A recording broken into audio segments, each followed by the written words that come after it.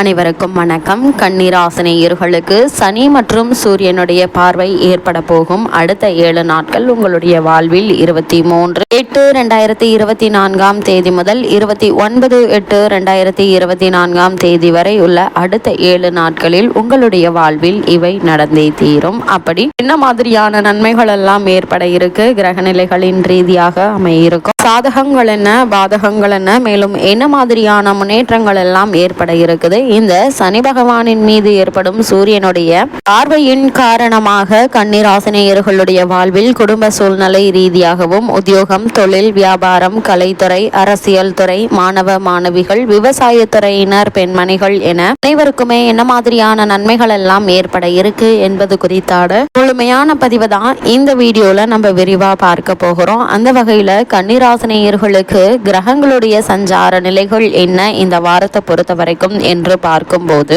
உங்களுடைய ராசிக்கு 9ஆம் இடமான பாக்கியஸ்தானத்தில் குருவும் செவ்வாயும் இணைந்து சஞ்சரிக்கிறாங்க. அதாவது குருவும் செவ்வாயும் இணைவது என்பது குரு மங்கள யோகத்தை ஏற்படுத்துதுங்க. அதனால் கன்னிராசினியர்கள் இத்தருணங்கள்ல இந்த நிலம், விவசாயம் சம்பந்தமான முயற்சிகளை, தொழில்களை செய்து கொண்டிருப்பவர்களுக்கு நல்ல ஒரு முன்னேற்றம் ஏற்பட இருக்குதுங்க. இந்த விவசாய சம்பந்தமான தொழில்கள்ல நல்ல ஒரு லாபம் கிடைக்க இருக்குது. இதனால் பழைய கடன்களை அடைத்து நிம்மதி பெறுவது மட்டுமில்லாமல் பிள்ளைகளுடைய கல்வி அல்லது அவர்களுடைய திருமண சம்பந்தமான முயற்சிகளை மேற்கொண்டு அவற்றில் வெற்றி காண இருக்கீங்க. அவர்களுக்கு தேவையான நகை சீர் வாங்கி வைப்பதற்கான முயற்சிகளையும் நீங்கள் மேற்கொள்ள இருக்கீங்க. குறிப்பா உங்களுடைய பழைய கடன்களை அடைப்பது மட்டுமில்லாமல் விவசாயத்திற்கு தேவையான நவீன உபகரணங்களை வாங்கி மகிழக்கூடிய ஒரு தருணமாகவும் இந்த வாரம் உங்களுக்கு அமைய இருக்குதுங்க. அது மட்டும் இல்லாம ஒரு சிலருக்கு எதிர்பாராத குடும்ப சூழ்நிலையில் நல்ல ஒரு முன்னேற்றம் ஏற்பட இருக்குது. பூர்வீக சொத்து சம்பந்தமான பிரச்சனைகள் ஏற்பட்டு வந்த நிலையில அது சம்பந்தமான நீதிமன்ற வழக்குகள் இருந்து வந்த நிலையில இந்த நீதிமன்ற வழக்குகள் உங்களுக்கு சாதகமாக கிடைப்பதற்கான வாய்ப்புகள் அதிகம் இருக்குதுங்க. அதே போல உறவுகளுக்குள் இந்த பங்கு சம்பந்தமான விஷயங்கள்ல ஏற்பட்ட இந்த விரிசல்கள் அகன்று உறவுகளுக்குள் நல்ல ஒரு ஒற்றுமை ஏற்பட இருக்குது. குறிப்பா திருமணம் சம்பந்தமான முயற்சிகளை நீங்கள் மேற்கொண்டு வருபவர்களாக இருந்தீங்க அப்படின்னா இந்த திருமண சம்பந்தமான முயற்சிகளிலும் நல்ல ஒரு முன்னேற்றம் ஏற்பட இருக்கு என்பதை கிரகங்களுடைய சஞ்சார நிலைகள் தெளிவாகவும் உறுதியாகவும் எடுத்து காட்டுதுங்க. குரு மற்றும் செவ்வாயினுடைய இணைவின் காரணமாக நீங்கள் எடுத்த காரியத்தில் வெற்றி காண்பது மட்டுமில்லாமல் அவற்றில் லாபமும் கிடைக்க இருக்குதுங்க. இந்த வாரத்தை பொறுத்த வரைக்கும் உங்களுக்கு பண பற்றாக்குறை என்பது ஏற்படுவதற்கான வாய்ப்புகள் இல்லைங்க. சுப செலவுகள் அதிகரிக்குங்க. இந்த சுப செலவுகளுக்காக நீங்கள் கடன் வாங்க வேண்டிய அவசியம் ஏற்படுமா அப்படின்னு கேட்டீங்கன்னா நிச்சயமாக கடன் வாங்க வேண்டிய எந்த ஒரு நிர்பந்தமும் ஏற்படுவதற்கான வாய்ப்புகள் இல்லை. அதே போல் மற்ற கிரகங்களுடைய சஞ்சார நிலைகளில் வைத்தும் ஒரு சில விஷயங்கள் மாறுவதற்கான வாய்ப்புகள் இருக்கு. அந்த வகையில கன்னிராசினியர்களுக்கு உங்களுடைய ராசிக்கு விரயஸ்தானமான சிம்ம ராசியில் சூரியனும் புதனும் இணைந்து சஞ்சரிக்கிறாங்க. இந்த சூரியனும் புதனும் இணைந்து சஞ்சரிப்பது புத ஆதித்ய யோகத்தை குறிப்பிடுதுங்க.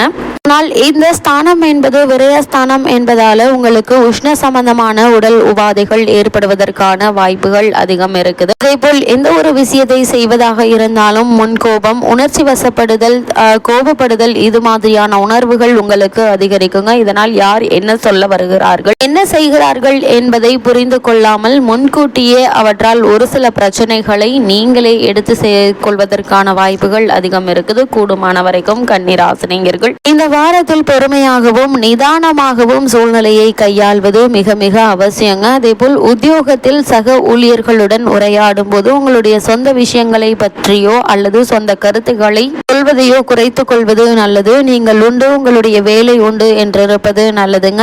இல்லனா நிர்வாகத்தினரால் உங்களுக்கு பெரிய பாதிப்புகள் ஏற்படலாம் என்பது விரயஸ்தானத்தில் உள்ள சூரியன் மற்றும் புதனுடைய நிலை உங்களுக்கு முன்கூட்டியே அறிவுறுத்தது. சூரியன் விரயத்தில் இருப்பதால் உடலில் உஷ்ண சம்பந்தமான உடல் உபாதைகளும் கூட ஏற்படலாங்க. உடல் ஆரோக்கியத்திலும் கவனம் செலுத்துவது நல்லதுங்க. அதே போல் உடலில் உஷ்ணத்தை அதிகரிக்கக்கூடிய உணவுப் பொருட்களை உட்கொள்வதை தவிர்த்து குளிர்ச்சியான பொருட்களை உண்வது மிக மிக நல்லது என்பதை கிரகங்களுடைய சஞ்சார நிலைகள் உங்களுக்கு மீண்டும் மீண்டும் அறிவுறுத்துதுங்க. அதே போல் உங்களுடைய ராசிக்கு ஜென்மத்தில் கேதுவும் சுக்கிரன் நீச்சம் பெற்றும் சஞ்சரிக்கிறாருங்க.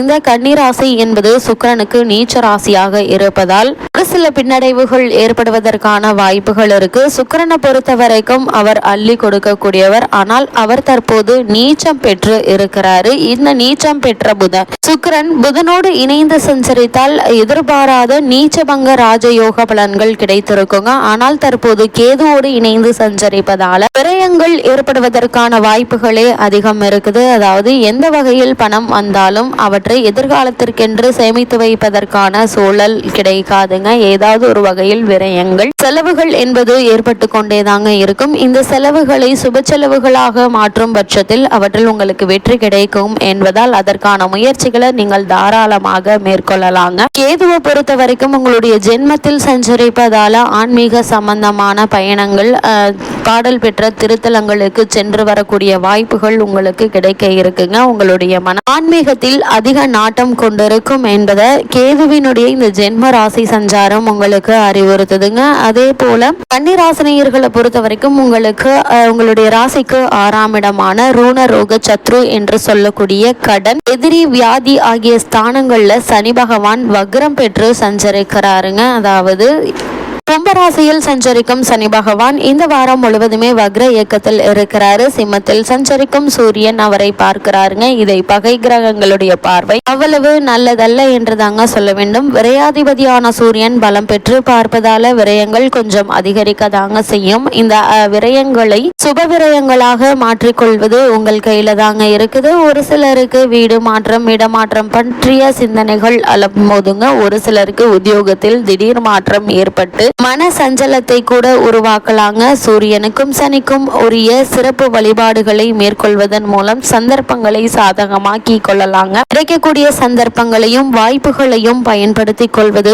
உங்கள் கையில தாங்க இருக்குது. அதே நேரத்துல கொஞ்சம் பொறுமையோடும் நிதானத்தோடும் செயல்பட்டால் நிச்சயம் உங்களுக்கு வெற்றி கிடைக்கும் என்பதில் எந்த ஒரு சந்தேகமும் இல்லை என்பதை கிரக நிலைகள் உங்களுக்கு மீண்டும் மீண்டும் அறிவுறுத்துதுங்க. அதே போல கன்னிராசினியர்களை பொறுத்த வரைக்கும் உங்களுடைய ராசிக்கு 7ஆம் இடமான சப்தமஸ்தானம் மற்றும் மனைவி, தொழில், கூட்டாளி என்று கூறக்கூடிய இடங்களை குறிக்கக்கூடிய 7ஆம் இடத்தில் ராகு சஞ்சரிப்பதால் மனைவியினுடைய ஆரோக்கியத்தில் சற்று கவனமாக இருப்பது நல்லது. உங்கள் இருவருக்குள்ள ஏதாவது கருத்து வேறுபாடுகள் கூட ஏற்படலாங்க. இது மாதிரியான தருணங்கள்ல ஒருவருக்கொருவர் விட்டு கொடுத்து அனுசரித்து நடந்து கொள்வது தேவையில்லாத வீண் சச்சரவுகளை தவிர்க்க உதவுங்க. இதனால் பிள்ளைகளுக்கு பாதிப்புகள் ஏற்படலாம் என்பதை மனதில் உணர்ந்து தேவையில்லாமல் ஏற்படக்கூடிய இந்த வீண் சச்சரவுகளை குறைத்து கொள்வது நல்லது. கூடுமான வரைக்கும் குடும்பத்தில் ஒருவருக்கொருவர் விட்டு கொடுத்து நடந்து கொள்வதன் மூலமாக தேவையில்லாத வீண் பிரச்சனைகள் நீங்கி நல்ல ஒரு முன்னேற்றம் ஏற்படுவதற்கான சாத்தியக்கூறுகள் அதிகம் இருக்கு என்பதை கிரகங்களுடைய சஞ்சார நிலைகள் தெளிவாகவும் உறுதியாகவும் எடுத்து காட்டுதுங்க. அதே போல கன்னிராசினியர்களுக்கு இந்த வாரம் கிரக நிலைகளின் ரீதியாக கூறப்படும் பரிகாரம் என்ன என்று பார்க்கும்போது, உடல் ஊனமுற்றோருக்கும் ஏழைகளுக்கும் இயன்ற உதவிகளை செய்துங்க. எதிர்ப்புகள் விலகி எண்ணற்ற நன்மைகள் உங்களுடைய வாழ்வில் ஏற்படும்.